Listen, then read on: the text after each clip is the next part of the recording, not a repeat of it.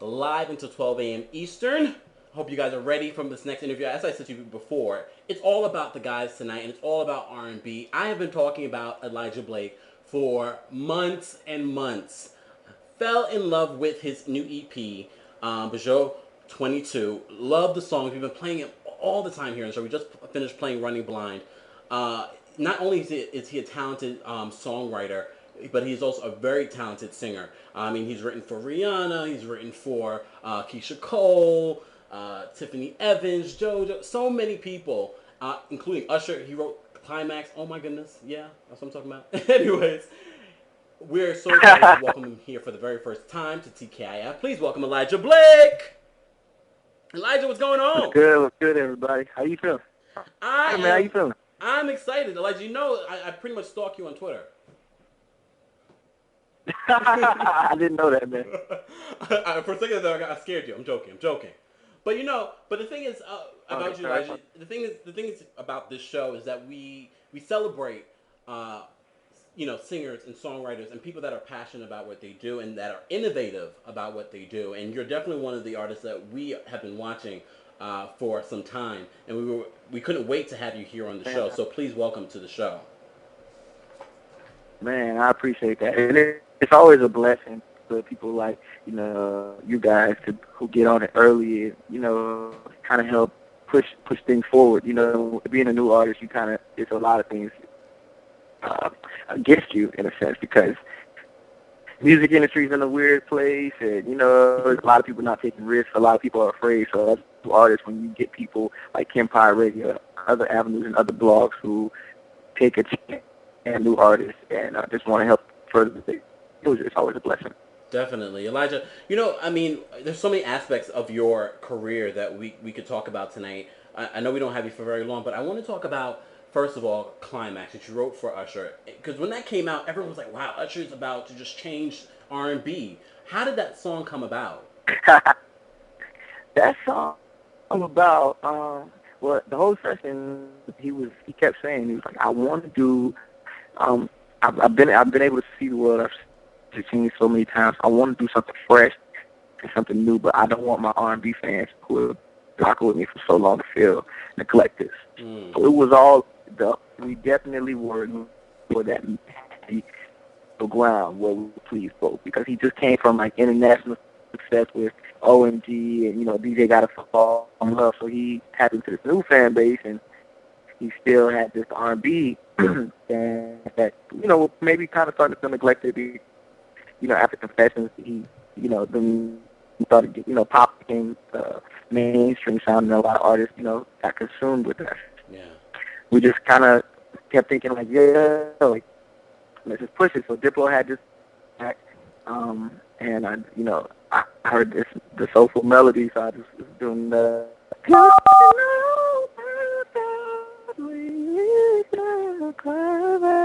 And once I sung that, he was like, "That's it. Don't change that. Let's move and continue." So he had some input, and I put some input, and by the end of the night, we came out with an amazing song. I mean, for those that don't really know, quickly your story and how did you start songwriting? Was that the plan? The songwriting first, and then Nah, never, never.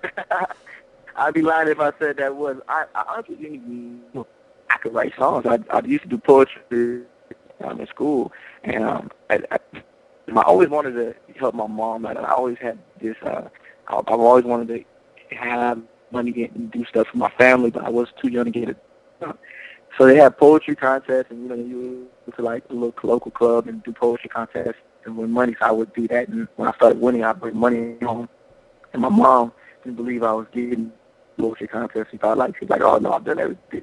Get away from the hood, and my son is selling drugs. But no, I'm really winning it from poetry. And she's like, please give me a better excuse than that. So,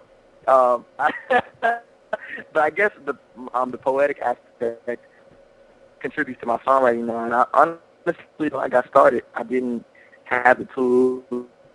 So when I was doing a development deal with Songbook and Atlantic at the time, and they wanted more songs from me, I didn't have a song. People didn't know about me to write songs for me, so I started writing for myself. And me and Trey were working a lot, and he would hear songs that I was working on for myself, and he was like, man, like, you're 16 writing these songs. He's like, you don't understand. Like, he's like, I've already told you, like, you have one of the most amazing voices, but your songwriting is going to go hand in hand with your vocal ability because that's really going to help you. Wow. So he told me, he was one of the first people early on to tell me, yeah, and I thought he was crazy. And how did I looked at him, and I was like, huh? No, go ahead. I looked at him like, man, you crazy. As soon as I get my record deal and I got a budget, I ain't writing no more songs. I'm just gonna have people write songs and look around that now. Still writing these damn songs. Have you fallen in love with it, or does it still feel something like? Okay. You fall in love with it. Yeah, I've definitely fallen in love with it. I wouldn't have it anyway. But like, it's always interesting to see where we wind up as artists, the journeys that we take. I've never in a million years when I was singing in talent shows and envisioning myself, watching Michael Jackson, I never thought I would like write a number one song for Usher. I never thought I would like songs for Rihanna or other people like that. I just wanted to sing my whole life, and it's incredible guys using my songwriting ability to feed into my artistry, because now I think why I connect with Elijah Blake is because when they hear my music and they know my songwriting ability, they're like it's genuine, because I do write from a personal perspective. The thing I write is a true story, whether it happened to me or it happened to somebody I know, and I just took their story and put it in the song for them. And all of it is based off of real life experiences. I know you're really busy working on your album, but are you in between working for other people and writing for other people? Because I saw I think it was on Instagram, a picture of you in the studio with Keyshia Cole. Yeah, Keyshia is like my sister. Like, there's just a genuine like family love for that woman. She just is so real and down to earth. So I definitely, anytime she calls, anytime she calls, I'm there. Like, whatever she needs, I'm really close with her family, her kids, her husband, and she's just like a sister to me. She supports me. Actually, the story about Wonderland is funny because she would always be like, I want to hear what this album going to sound like. I don't want to hear it like a fan. I don't want to be clicking on no blog and hear a song and I'm in the, play me your album stuff. Because I've been telling you this for forever. So one of her favorite songs was Wonderland. And when the direction of the album changed, she was like, play me Wonderland. I love the song. I'm like, oh, yeah, it's not on the album no more. She's like, are y'all high? It feels like, call up your A&R. Somebody smoked the weed up there. And I'm like, yo. No, I was like, it's a great song, but the direction changed. She's like, you crazy. I'm going to take that up off you. She's like, loaded it up in the session, and I thought she was playing, but she really kept it. Wow. And so I'm grateful that she did that and believed in that record. Are you working on her new album? Yeah, I am. We started, but we really start like full-fledged in the next couple of weeks. She's coming to L.A., and she's starting on a new album, and I think people have never, ever heard Keyshia like this in the direction that we're about to go with it. I can't say too much, but it's going to be fun, but people have never heard Keyshia in this form that we're about to take her in. Since we're talking about some of the artists that you worked with, there's this rumor online that your song Running Blind is going to be a part of Rihanna's Rogue perfume ad collaboration with Britney Spears. Can you clear this up for us? Honestly, this music industry happened so sporadically. I don't know if I did know much about it. I would say artists like Rihanna and Britney Spears. I will say, of course, I worked with Rihanna, and I went in early on the Britney Spears new project with Rodney. I don't know. He's been working on it for a long time, so sometimes you never know what makes the album or what is going to be a single or what is going to be on anything till it comes out. Okay. So I mean, I would hope it. That happens. Obviously, but I don't know too much about it that I can speak about right now. If it makes any sense. Okay, all right. That was my political answer. I know, I get it. Look, I get it. I understand. I don't want you. I'll be coming. If people don't understand. Y'all trying to get me in trouble early in the interview. No. Because we want you to have a long career and we understand the politics. But anyways, we're gonna move on because because not only do you write really great songs, you yourself have great music for yourself. Your EP did Thank you. extremely well. It just blew everything out the box. I mean, thank God it was for free, Thank you so much. but you really could have sold that and went platinum. Um, but Thank you, man. you tweeted us today and said that you were going to talk about some newness. So what can your Yeah, fans expect? What's coming up? we can expect just. Uh, all I can say is, I mean, I'm speaking to no idea approached me about an idea, Okay. because as a new artist, the rollout of an album is super important. You can have the best music in the world if the timing is not right. If all the ducks aren't lined up, you don't want to just put it out because you're doing an injustice to yourself, you're doing an injustice to the fans, and you're doing an injustice to the most important aspect, which is the music. So he was just saying, like as a new artist, now that we're building you from the ground up and making sure you're not skipping because it's so important as a new artist. He's like, in the meantime, let's come up with some creative ways to feed them not too much music, but just some bits and pieces here and there, so they don't feel neglected and they can still feel like they're we're servicing them. So he's coming up with some cool plans of us to release some cool stuff in the interim between from the people who discovered me through Beast 22 and the people who will discover me on the album, which is Sounds About Melody. So and then to further that, I sat down with Jay last week, last week, and we're like solidifying some plans. So I'm just waiting on the thumbs up before I can say anything. But I just want to let them know that in between this stage with the BC22 and the album, there'll definitely be some cool music. Might be a BC23 short edition. You know what I mean, or something. We appreciate any music. Cohesive piece. But saying. trust me, I take a lot of pride in making great music, and nothing is going to sound halfway done. Whether it's songs in terms of maybe in pieces or however it is, I'm just going to put my best into it, and it's going to be as good as not better. Which I feel already in some ways it's better, and it's a lot of growth. But I definitely think that you guys are in for a treat in terms of this new music. I'm in a new place.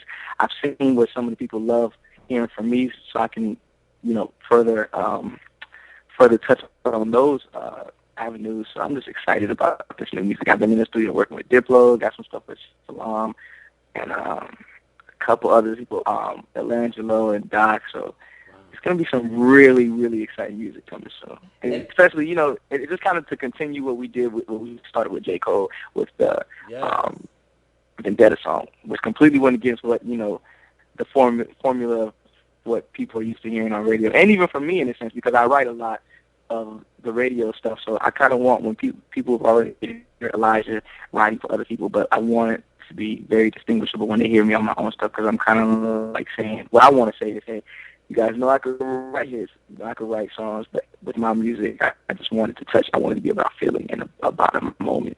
Definitely. Elijah Blake is here with us. Elijah, you talked about Vendetta, which we loved. We played here on the show. Appreciate it. How did that collaboration between you and J. Cole happen? And are there other collaborations with other artists that we can expect from, the other projects that you'll be putting out? Yeah. Well, the J. Cole thing happened because that's something I've always appreciated for. As when you're such a, I guess, in that position where he was a new artist and he was trying to, do the grassroots build, and he was doing it for so long. When he heard my music, because he was working with No ID, I was always at the studio one day. No ID just played my stuff, and No ID was like, "Yo, I played Cole your stuff. He rocks with you. Like, he thinks you're dope. Like, he asked for your love." I was like, "What?" This sounded unreal to me because this was before BZ22, before anything, before Raw, right? So I was working one time and I got a call. We're like, "Yo, Cole heard you're in town. He wants to work." And he played me this track, which is the track that was something. So I was like, "Yo," started writing something to it. I was like, "But who? Before it's so different." He's like, "It's for you, man." I was, wow, you know what I mean? Because it's kind of like no one. Who else these days are taking a chance? I don't know if he knew. He knew I was with No ID, but I don't even know if he knew I was with Def Jam yet. I don't even think he knew my He just really was one of those people who's kind of like, I think you're a star. I think you're an artist. I'm not going to sit there and try to send this song to Chris Brown or anybody when you're sitting right in front of me, and I think that you can feel it. So he really believed in me early. Wow. It was amazing. Still is excited was brought to life today. So I'll owe it forever for that. What other artists are you thinking about collaborating with or have collaborated with? All stuff. I collaborated with Ross. What else? Me and Wale been talking about doing some stuff for a minute, so we'll see how that turns out. I just, think that's something that's gonna happen when it's the perfect song. So me and Ross did something something I'm working on with Sean. I'm actually singing on the hook that's on his album that's come out, and he did the verse on a song that we have. Okay. So, yeah. All right. So, if you guys I'll see what else. It's kind of like performance. I don't know if I can speak about this yet. Okay, all right. We're not gonna pull anything out. We don't get you in trouble, Elijah. You know, we want you to be able to come back to the. We want you to be able to come back to the show. But I gotta still, you know what I mean. I can't say too much. A lot of people were talking about because you had this idea of doing an all-female band. Can you tell us a little bit about that idea? Man, I'm excited to do that. So right now it's kind of figuring out where we're going to find the all-female band. I mean, it's easy to find, a band when it's a bunch of guys because it's so dominated. But to find females who play instruments and then to find females who play instruments really well, it's just going to be a search. So that's going to be something once, I guess, when the album gets closer to coming out, that we start doing more shows. I really take some time off and go on this hunt for all-female band because I think it's so fresh and so innovative. My music, I feel, is so close to my sisters and my mom, empowers in a sense as much as it empowers guys. So I think that'd be a great visual to see getting female behind me and playing instruments and playing it well. Definitely. Elijah Blake is here with us. Elijah, before we let you go, I mean, I've been raving about your EP for the very longest time, so we're excited that new music is out. I appreciate that, man. I see you too. I told you I stalk you on Twitter. No, you show love, man. I want you to get. Stalking is a whole. It's a whole nother thing. I know. I need to stop. I'm not being so damn histrionic with that. No. But no, the EP is so incredible. Like I said before, we love to break artists here on the show. We just had Luke James here, and he was here 2 years ago, and he's done so much since then. So we love to bring talent that we think is going to change, the wavelength of the music industry, and we definitely feel that's what you're going to do. The EP. I appreciate that. The EP was part of the reason why we just fell in love with the music is incredible. Can we just quickly go through some of the songs and you can just tell us, just in a couple of words, what that song is about, where it came from, where it originated from, anything you want to share about that song? Yeah, Looking for Perfect is probably one of the ones that we can start with that one. It just is about actually me, in a sense. It's not what it sounds like, in a sense that you think it's a lot of people for it and say, okay, well, it's about, looking at somebody in the physical or in the aesthetic sense and saying, you don't have to be perfect in this and that or your flaws. And I love that people take it that way because that's the beauty of music, that is to receive it in their own way. But it was actually me figuring out, I felt like when I started on my album, I gave away so much of my sound to other people that I worked with. So it's like when it was time for me to do my own music, it was like, okay, well, where I gotta find a whole new part of Elijah I gotta look deep into this so people can hear that and say, hey, that's Elijah. That's not what he did for this person. That's not Elijah on this song. So I just kept trying to make the perfect song. I kept trying to make the perfect music. I kept trying to find the perfect lyric, and I woke up one morning. I promise you, I woke up one morning, and I just kept hearing that melody like. I only found you when I started looking for perfect.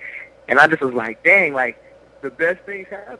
When you don't even try. I was like, one of those days, and I remember a while ago, I had to go get something to drink. I was going to Smoothie King, and I got there, and I ran to one of my homies. He's like, yo, you fly today. And I literally like just threw on something, and I was hoping nobody saw me that day. I was looking hella crazy. I had like shorts and sandals, and he's like, yo, this is fly. Is this a new look? And I'm like, it's the irony in that. It's just a beautiful thing. Mm-hmm. That's been looking for perfect music from. And Beloved, when I was just a kid, like I lost a little sister. She died when my mama gave birth to her. So I'm really close to my sisters, and I'm really close to my brothers. So I always imagined how it would be if we were able to grow up together, and just some of the things I felt robbed with, just the struggle that anybody has when you lose somebody. So that was kind of like my note to her of all emotions and all my thoughts growing up. It's just like I never got to, I know you even though I've never met you, and even though we've never shaked hands or did farewells, but I still know she loves me too because of the person I've become. So that kind of was like my note to her. Wow. Whereas a lot of people here, they think that it's about a girl or something like that, but it's actually about my baby sister. Wow. What other song is there? What about everything? Everything. Man, that's actually, believe it or not, what I will say about that song is that's a song that where Elijah Blake is a fan of Elijah Blake, because I literally put that song on when I'm cleaning the house or like when I'm stressed out. It's the weirdest thing, bro, and I'm never like that with my songs. For all this time, I've never been like that.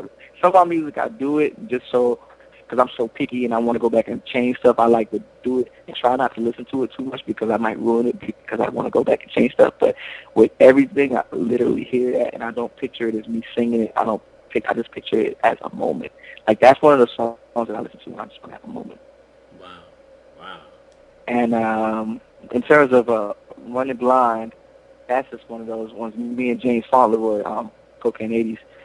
We just went in and were creating stuff, and we did a couple songs, and then the engineer, the session, the computer was acting crazy, so James ended up having to go do something else, and then I was sitting there, and that's the idea just came to my head, and I just started hearing those melodies and those words. But that's another song that I have moments with. And Talk to Me is one of my favorites, by the way. But mine too. Well, I can't even pick a favorite because this is not even my collection of music, and they feel like babies to me. Oh man, that's crazy. I appreciate that, Tim. That's crazy. I appreciate that. Tell us about this new music, bro. I can't. Okay, so Talk to Me. The funny thing about that is, I was working with the guy who vocal produces me. His name is Pooh Bear. He also vocal produced Usher on Confessions. And he played me this. He's like, I got this track. He's like, man, the EP sounds so good. He's like, I'm so excited. Like, because it's like, not many other people singing. He's like, you really sing, and Pooh Bear can really sing. So I'm kind of still like, man, like, you saying all this to me, and the people you work with, like, 112, all those people are like my vocal inspiration. Like, you really sing. He's like, so I'm going to play this. Like, I'm not supposed to. I was like, well, then don't play it, because if I fall in love with it, I'm like, oh, I'm really one-track minded. I won't be able to do anything else till I get it. I'm stubborn in that sense. So he plays it for me, and I fall in love with the track, and then he's like, yeah. I was like, yo, tell the producer, I was like, reach out to the producer, let's lock it down. What we got to do? He's like, man, yeah, we can't get the track. It's on this other artist. I'm not going to say who the artist is. He's like, it's on this artist. It's on this other artist, and they're not giving it away. It's already paid for. And me being stubborn, and I called No ID, and I'm like, calling Rock Nation and Jay, and I'm like, we got to get this track out. And I'm like, about to have a seizure over the joint. And I'm praying to God, and you know what I mean? So between Jay, No ID, and God, I guess they all put their minds together, because I got to call them because I can have the track. So. Wow. And you created Talk to Me.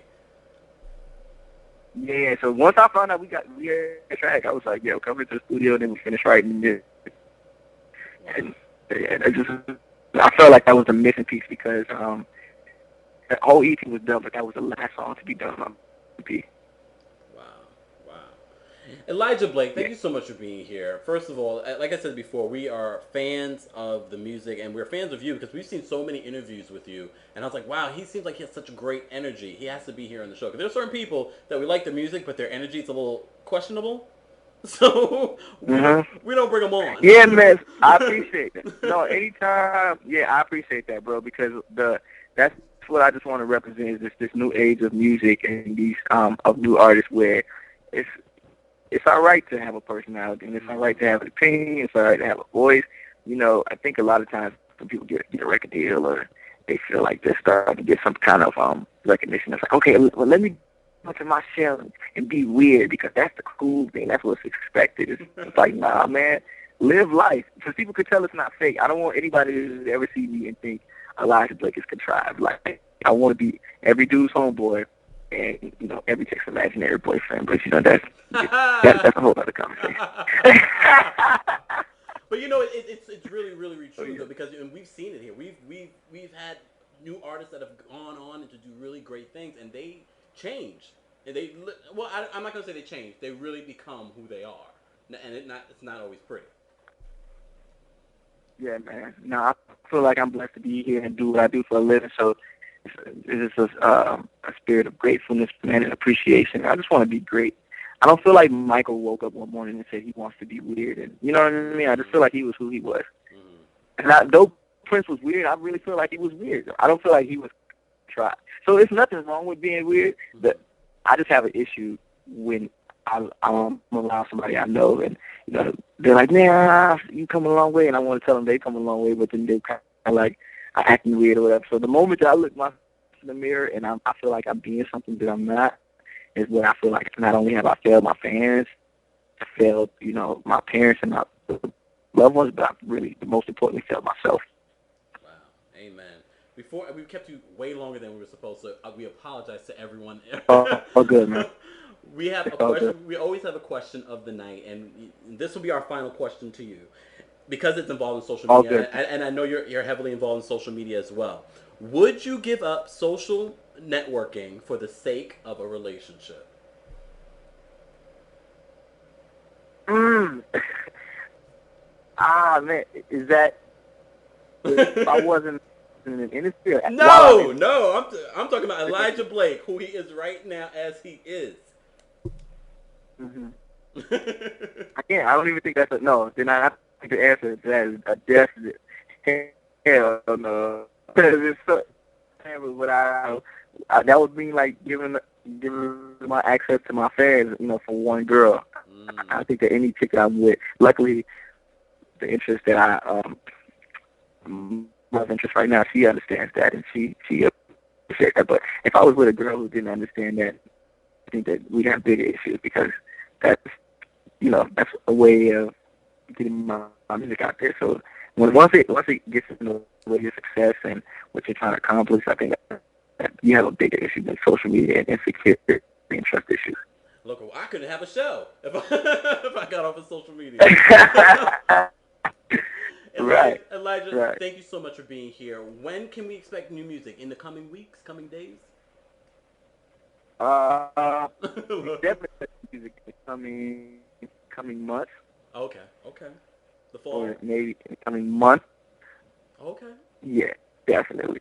But it'll definitely be well worth it. I promise you it'll be U22 on steroids, and you can quote me on that. Wow. U22 on steroids. Definitely. Elijah Blake, thank you. Yeah, me and Diplo have been doing some amazing stuff. So before I go, I just want to say that. I just want to shout out Diplo for coming up with amazing stuff. With he's in a whole new zone, and every time I got together, it's been something amazing. So if that says anything, and me and No ID are like revisiting some stuff, and he's in a whole new zone now, and he's like on some whole other stuff, trying to change music sounds and just being crazy. No ID and just experimental. So just expect some amazingness and some freshness. That's all I can say.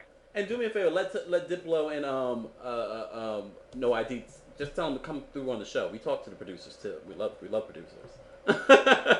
I'll definitely let them know, man. I'll let them know that you looked out for them. Elijah Blake, we're posting everything that you need to know about Elijah on our social media because we got it. That's our business. So make sure you guys download his EP.